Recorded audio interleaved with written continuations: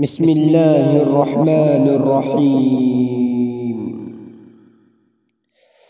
أرأيت الذي يكذب بالدين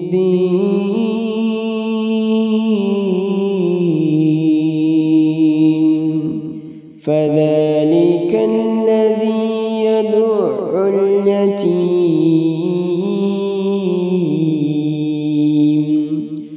ولا يحض على طعام المسكين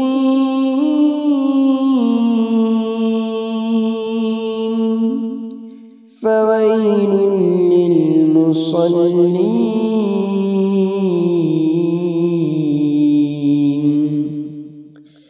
الذين هم عن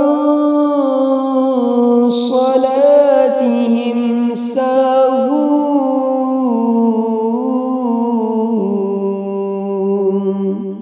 الذين هم يراءون